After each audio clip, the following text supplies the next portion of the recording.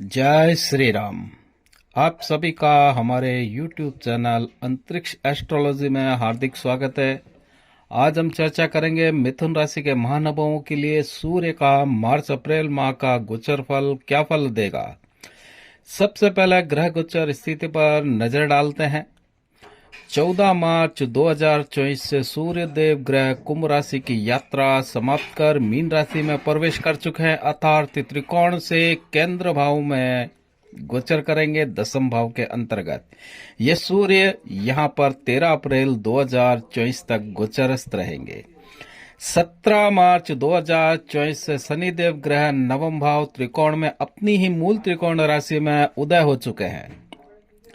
26 मार्च 2024 से बुध दसम भाव यानी कि अपनी नीच राशि से निकलकर एकादश भाव मेष राशि में गोचरस्थ करेंगे, जो कि बुध अभी वर्तमान में दसम भाव के अंदर अपनी नीच राशि में गोचर कर रहे हैं।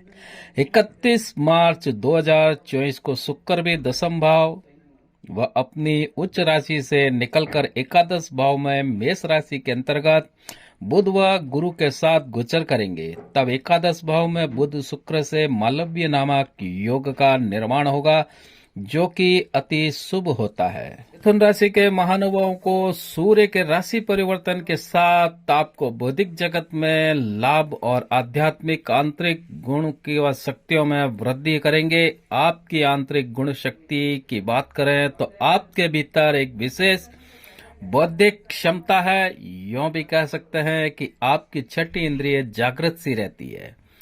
वह आपका इंट्यूशन पावर गजब का होता है। आप सामने वाले व्यक्ति को बखूबी सिर्फ उसकी शकल सूरत और भाव भंगिमा को देखकर ही यह जान लेते हैं कि सामने वाले व्यक्ति के मन में आपके प्रति क्या विचार है। क्या वो विचार आपके हित में सोच रहा है या अहित में सोच रहा है। मिथुन राशि के महानुभावों, सूर्य आत्मा व आध्यात्मिक ऊर्जा का कारक है। काल पुरुष की कुंडली या पंचम भाव पूर्व जन्म की शक्तियों का संचित कर्मों का कारक होता है। सूर्य देव ग्रह एक प्रत्यक्ष रूप से दिखने वाले ग्रह देवता हैं, जिसके बिना सृष्टि व प्रकृति का निर्माण असंभव है।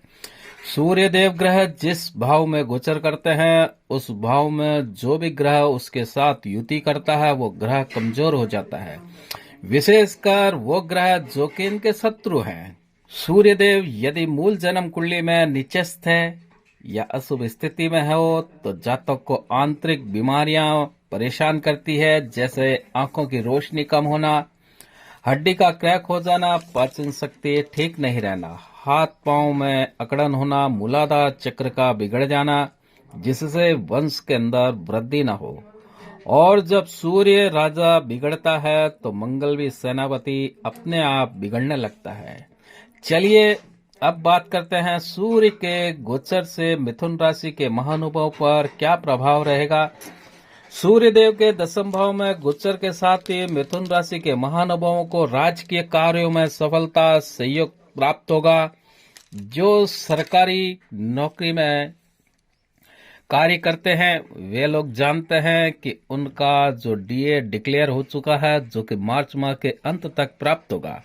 साथ ही जो लोग सरकारी नौकरी हेतु आवेदन करेंगे या इंटरव्यू देंगे, उनको भी सरकारी अधिकारियों का सहयोग प्राप्त होगा। यदि आपका कोई मुकदमा कोर्ट में लंबित है तो 13 अप्रैल 2024 से पूर्व ही उसमें समझौता करने की कोशिश करें तो आपको ये सौदा फायदेमंद सिद्ध होगा। यदि आप आध्यात्मिक क्षेत्र में स्वयं को ऊंचाई पर ले जाना चाहते हैं तो मिथुन राशि के महानुभावों 13 अप्रैल 2024 तक आप सूर्य देव की उपासना करते हुए अपने मूलाधार चक्र पर ध्यान देवें तो आपको आश्चर्यजनक लाभ प्राप्ति होगी। दसम भाव में सूर्य के गोचर के साथ ग्रहण दोष व बुध नीचस्थ भी है, तो इस बात पर ध्यान न दें, क्योंकि सूर्य ग्रह दसम भाव का ही मुख्य कारक ग्रह होते हैं। और दसम भाव में आपके चंद्र कुंडली में गुरु की मीन राशि में सूर्य गोचर कर रहे हैं। गुरु स्वयं लाभ भाव मंगल सेनापति की राशि में सुरक्षित है। तो गौर करें कि मिथुन राशि के जातकों गुरु की दृष्टि तीसरे भाव पर है, जहां पर सूर्य की राशि है। सूर्य प्रक्रमेश है, साहस है, बहुबल बना हुआ है। साथ ही गुरु के पंचम भाव पर दृष्टि, पंचम भाव ज्ञान, संचित कर्म, आध्यात्मिक ऊर्जा का कारक है। वह सूर्य स्वयं आत्मा के कारक हैं। तो इस गोचर स्थिति अनुसार सूर्य आपको इस समय आंतरिक व बाहरी जगत दोनों जगत में पूर्ण रूपेण फल प्राप्त प्रदान करेंगे। स्थिति यह है कि आप इसके सहयोग, गुरु जो है इसके अंदर पूर्ण रूप से स्वयं सहयोग कर रहे हैं। वह सूर्य देव दसम भाव में उच्च अभिलाषी हैं।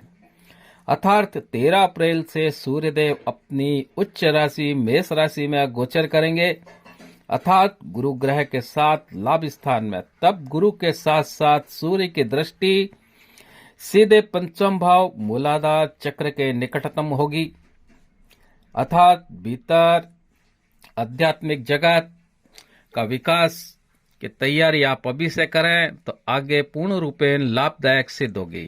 अर्थात फसल बोने से पूर्व भूमि को उपजाऊ बनाना ही होगा, तभी प्रकृति के सहयोग से अच्छी फसल प्राप्त होगी। बाहरी भौतिक जगत की बात करें तो सूर्य के इस गोचर स्थिति से विदेश लाभ, विदेश यात्रा, दूरस्थ यात्रा होगी। साथ ही आपके कार्यों की तारीफ होगी। साथ ही आपके दाम्पत्य जीवन में हर्षोल्लास के साथ व्यापार में वृद्धि होगी। आपके स्वास्थ्य में लाभ वृद्धि के साथ साथ आत्मविश्वास मजबूत होगा।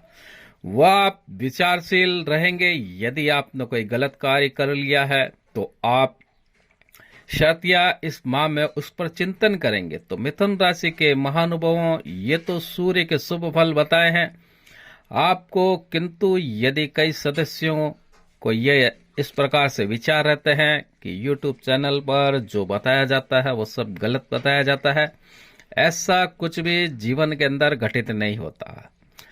तो आपको एक बात बता दें कि वास्तविक जीवन में घटित तभी होगा जब आप सिर्फ अपनी जो भी गोचर ग्रह स्थिति को यहाँ पर सुनते हैं, देखते हैं, उस ग्रह की मूल जन्म कुंडली के अंदर स्थिति क्या है, पहले उसको वहां पर चेक करें। क्योंकि यहाँ पर हम चंद्र कुंडली के आधार पर ही फल कथन कहते हैं। हमारे पास सभी की मूल जन्म कुंडली तो है नहीं, वो तो आपके पास ही है।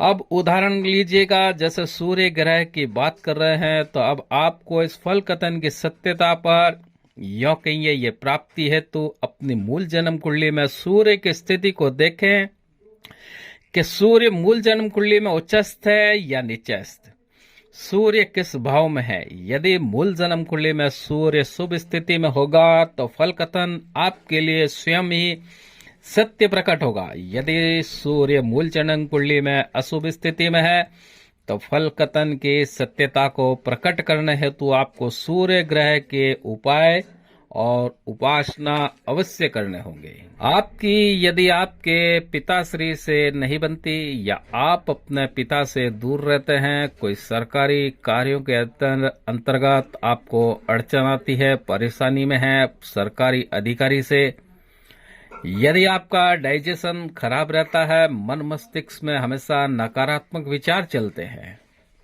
रात्रि को नींद देरी से आती हो, आपको आंखों पर चश्मा लग चुका हो या हड्डी क्रैक हो चुकी हो, और इसी माह में यदि आपके हाथ पैर में या उंगली में कहीं हड्डी में मोच आ गई हो तो समझें आपका सूर्य मूल जन्म कुंडली के अंतर्गत अशुभ ही है। अब सूर्य के उपाय क्या है, इस पर हम चर्चा करते हैं।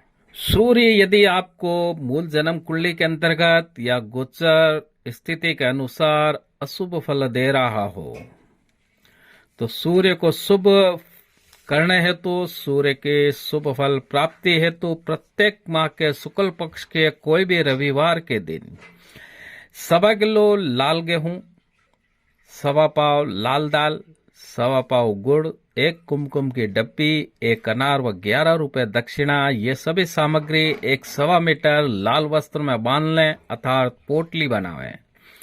फिर इस पोटली को एक तांबे की छोटी थाली में रख करके सूर्य देव का स्मरण करें, पूर्वामुखी होकर के बैठें, वो सूर्य निमित्त एक दीपक और धूपबत्ती लगावें, पोटली पर थोड़ा कुमकुम व पुष्प अर्पित करें, धूप दीप बतावें व सूर्य देव से अपने स्वास्थ्य व आंतरिक और बाहरी शक्तियों का शुभ हेतु प्रार्थना करें। इसके पश्चात इस पोटली को थाली सहित अपने सर के ऊपर से 30 बार उसार लें, या किसी को बोल दें कि वो आपके सर के ऊपर से इसको उसारे। वह यह सारी सामग्री दोपहर 12 बजे के पश्चात किसी ऐसे पुजारी व्यक्ति को देवें जिसकी उम्र 20 से 25 वर्ष की हो। यह सूर्य निमित्त प्रयोग सुबह कर लें तो भी चलेगा, किंतु दान का समय वह ब्राह्मण व्यक्ति पुजारी जिसकी उम्र जो बताई गई है उसका अवश्य ध्यान रखें। इस प्रकार से आप 12 माह करेंगे तो सूर्य आपको हमेशा आजीवन शुभ फल ही देगा। इसके साथ ही यदि सूर्य आपकी मूल जन्म कुंडली में नीचस्थ है या 6, 8, 12वें भाव में है तो आप 5 माह के लिए माणिक्य या बेलपत्र की जड़ को अभिमंत्रित कर धारण करें। जिनको नौकरी की चाह हो, मुकदमा जीतना हो, वह व्यक्ति तो 13 अप्रैल के बाद बेलपत्र की जड़ या माणिक्य धारण अवश्य कर लें। मिथुन राशि के महानुभावों, ये था सूर्य का गोचरस्थ फल कथन व इसके उपाय। आशा है आपको ये समझ में आ गया होगा। आप यदि निःशुल्क जन्म कुंडली का विश्लेषण करवाना चाहते हैं तो आप हमारे व्हाट्सएप नंबर पर अपनी जन्म डिटेल लिख करके सेंड करें। आपको हमारे जन्म कुंडली का विश्लेषण ग्रुप में ऐड कर विश्लेषण कर दिया जाएगा, जहां निःशुल्क विश्लेषण की सुविधा है। अब मैं अपनी वाणी को विराम देता हूं, लेकिन विराम देने से पूर्व एक निवेदन करना चाहूंगा। जिन सदस्यों ने अभी तक हमारे चैनल को सब्सक्राइब नहीं किया है तो कृपया आप हमारे चैनल को सब्सक्राइब करें, बेल बटन को अवश्य दबावें। जय श्री राम।